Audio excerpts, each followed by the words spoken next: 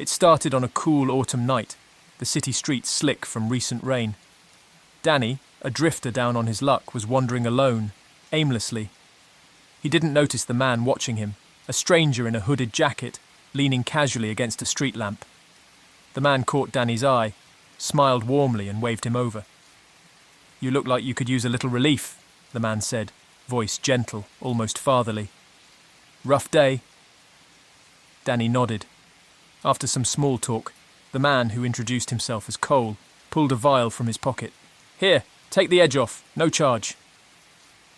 Danny hesitated but took a swig, the burn of the liquid soothing, numbing. As the city lights blurred, he felt Cole's hand on his shoulder, guiding him toward a nearby car. When he came to, Danny was strapped tightly to a chair, his limbs heavy and tingling.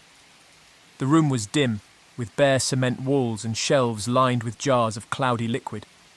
He squinted, barely processing that each jar contained a single preserved finger. Cole appeared, his friendly demeanor replaced by a chilling calm. He circled Danny, eyes tracing over him with a detached curiosity.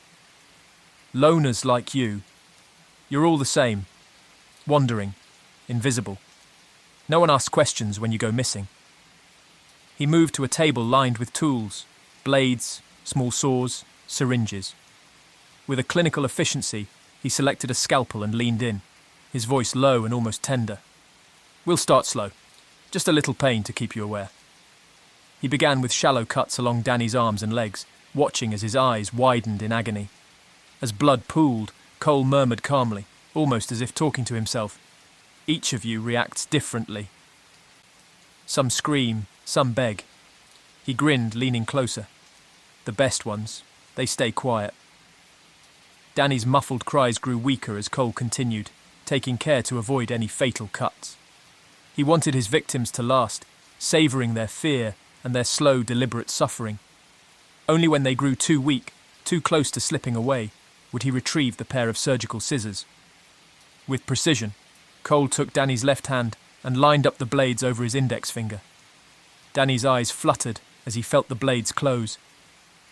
Cole hummed a soft tune, his eyes fixed on the finger as he made the final snip, adding the latest souvenir to his collection. He placed it gently in a jar labelled Danny, October 12th. By morning, the room was spotless, every trace of Danny erased. Cole, blending into the crowd once again, returned to the street, his warm smile intact, looking for the next drifter to invite into his collection. In the dimly lit corner of the Quiet Pint, a tucked-away bar known for its warm wooden decor and vintage charm, Rick was on his usual shift. Rick was a man who knew how to blend in. He was charming, unassuming, and always seemed ready with a sympathetic ear for anyone down on their luck. He'd been a bartender for years, but before that, he'd been a butcher in a small town, learning the intricacies of cutting, filleting, and preservation. Those skills, honed over decades, served him well in ways that no one could ever suspect. Rick had an eye for people, especially the ones who sat alone, swirling their drinks with that telltale weariness that spoke of loneliness or heartbreak. He knew what to say, just enough to get them talking, letting them unwind with a laugh here, a shared story there. Most nights his bar would start with casual chatter, but as it grew late the atmosphere softened and Rick would make his move. Tonight, it was Lauren. She was a pretty young woman with a distracted look, scrolling on her phone while nursing a vodka tonic. He noticed the faint smudge of mascara under her eye, a quiet tell of a night gone wrong. As he polished a glass, he threw her a gentle smile. "Long night?" he asked, his voice soothing and genuinely concerned. She looked up, surprised by his tone, then nodded with a sad smile. You could say that. He kept their conversation light, offering her another drink on the house. That was the trick. He always made sure they were comfortable, as though they were just two friends sharing a night out. He never pushed, only nudged. And by the time she was finishing her third drink, she was visibly relaxed, the weight of her earlier sadness visibly softened. "I'm closing up soon," Rick mentioned casually. "Want a nightcap at my place? It's close by." Lauren hesitated for a second, glancing around the emptying bar before nodding. He'd done this enough times to know when someone was about to say yes. The walk to his apartment was short. Once inside, he offered her another drink, lacing it with just enough sedative to make her groggy. The familiarity of his kitchen put him at ease, and he found himself moving with the precision of a man who had done this many times before. By the time she realized something was wrong, it was already too late. Lauren's limbs felt heavy, her vision swimming. She tried to protest, but the words slurred, half-formed and incoherent. Rick merely watched her struggle for a moment, his eyes cold and calculating, a far cry from the bartender's charm he wore like a mask. As Lauren's body went limp, Rick carried her to a back room, his steps slow and deliberate. He laid her on a metal table he kept hidden behind a locked door in the back, flipping on a single dim light. The room, sterile and lined with plastic, had once been a butcher's prep area, a place for cutting and preparing fine meats. Now, it served a darker purpose. The first cut was always the hardest, but over time, he had mastered the precision it required. His movements were swift, clinical. Each incision was methodical, a habit from years of learning how to break down animal carcasses. He worked quickly, the chilling quiet punctuated only by the metallic clink of his tools. He'd done this enough times to know how to handle every step. The blood drained easily, the limbs separated with precision. After cleaning the remnants, he sealed each part in thick plastic wrap, then carefully stored the packages in an old industrial freezer he'd purchased from a closing butcher's shop. The freezer hummed softly in the corner, his hidden cache of secrets, out of sight and out of mind. The next day, Rick went back to the bar, blending seamlessly with the familiar sights and sounds, wearing that same friendly smile as he wiped down tables, poured drinks, and joked with patrons. He watched as people came and went, their laughter and lives flowing past him in a ceaseless, unknowing tide.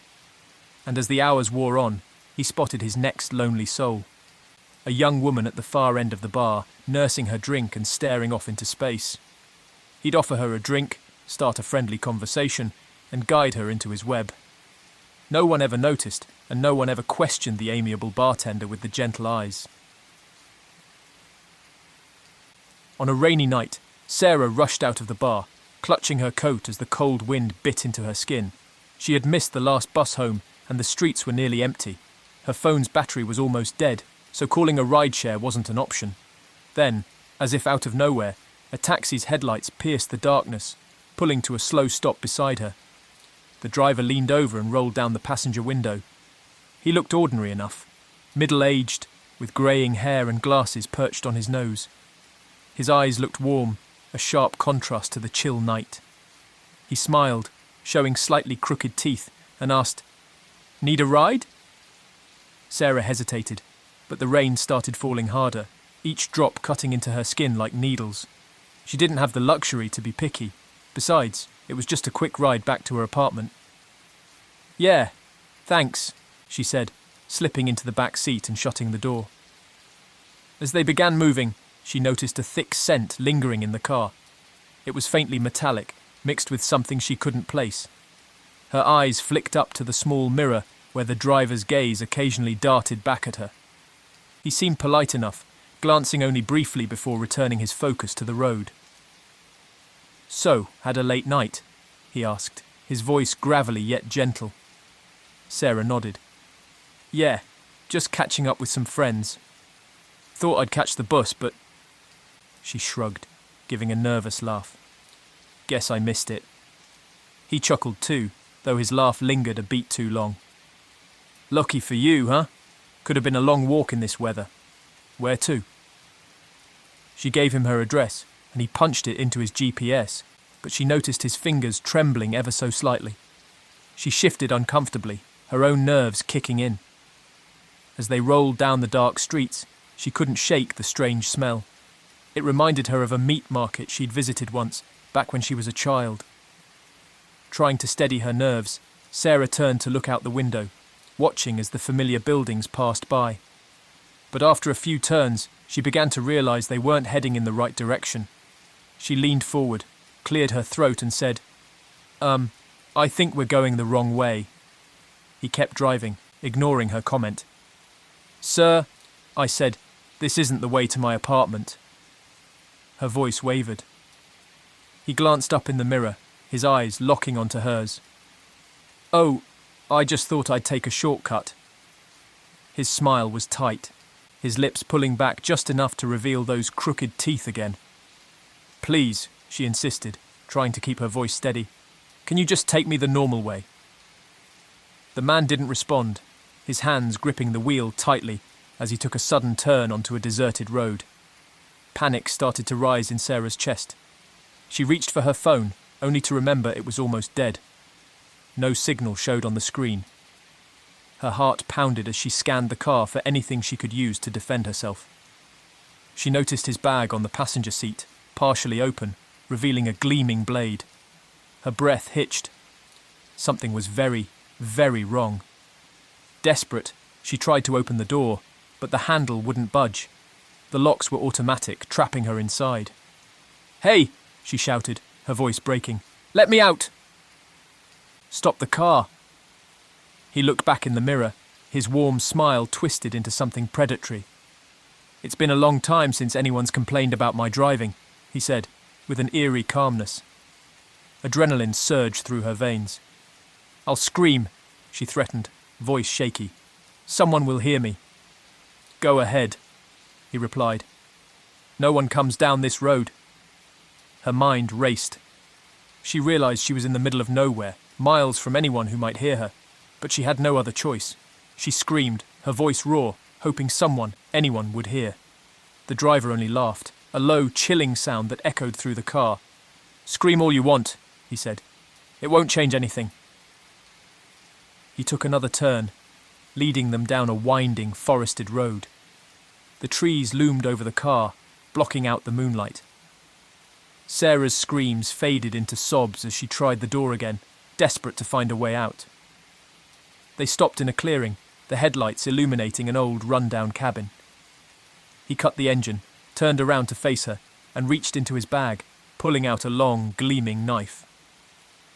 Why are you doing this?" she choked out, pressing herself as far back into the seat as possible. The man's expression softened, a twisted form of sympathy in his eyes. "They said I was dangerous," he whispered, almost to himself. "Said I was better off locked up, kept away from people like you." He tilted his head, regarding her like an insect pinned under a microscope. "But I got out, found a job no one would question.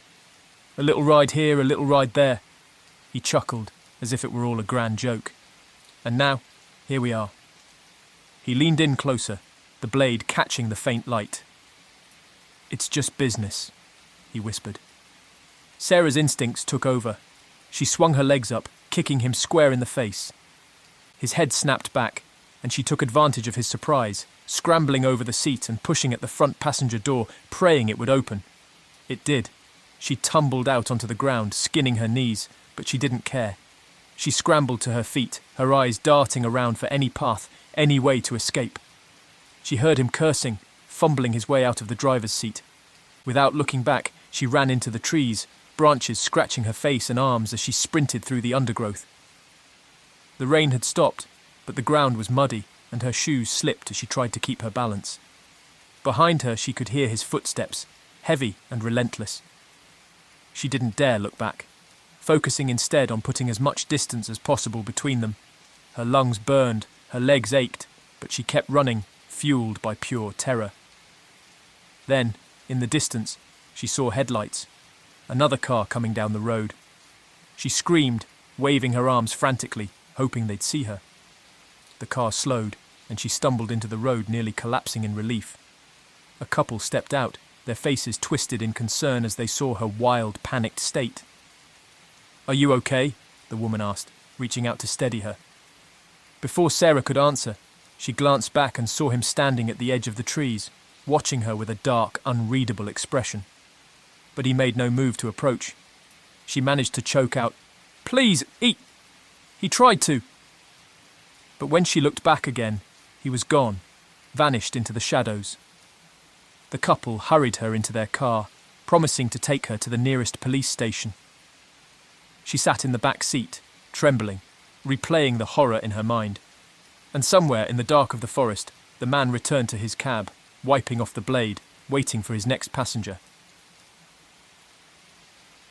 In the small, mist-covered town of Elk Grove, there had always been rumours of the Night Whisperer, a shadowed figure that preyed on late-night travellers along the old forest roads.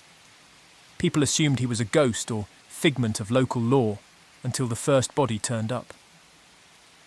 Evan Mallory was on his way home from his night shift at the paper mill, driving down one of those winding, desolate roads. His headlights caught the figure of a man standing in the middle of the road, arm raised, asking for help. Evan pulled over, thinking the stranger was simply in need, but when he rolled down his window, the man silently approached, holding nothing but a thin, gleaming blade. With a swift, horrifying motion, the maniac reached through the open window, slashing Evan's neck. He moved quickly, controlled, as if he'd done this many times before. Evan bled out within moments, unable to scream as his killer whispered, "I set you free." The man calmly dragged Evan's body out of the car, leaving it by the roadside as if it were a deer hit by a passing truck. Authorities found Evan's body the next morning, his car untouched, his belongings still there. No fingerprints, no sign of robbery, only the eerie message written in Evan's blood on the car window, "I set him free."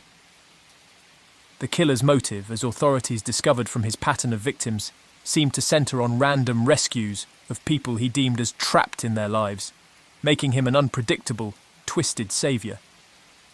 Anyone who appeared to be struggling or leading a repetitive life, like Evan, was a potential target in his mind. Several weeks later, another body was found in a similar state, a woman who worked 2 jobs and was returning home after a late shift. The killer struck on isolated roads, seeking out lonely, unsuspecting souls, approaching with that same silent, calm demeanour and leaving the same blood-written message. Over time, the town grew wary, and fewer people dared to drive alone at night. The police searched for months, but no one matched the sparse description given by the few who'd glimpsed him. They only knew he was a man of medium build, always wearing a wide-brimmed hat to hide his face. He was like a ghost that melted into the shadows. To this day, the story of the Night Whisperer is whispered around Elk Grove, a warning for anyone tempted to pull over on a deserted road after dark. They say he's still out there, waiting for someone he believes needs his twisted kind of freedom. Lily worked late shifts at a small convenience store, her manager always saying it was the safest neighbourhood in town. She didn't believe it.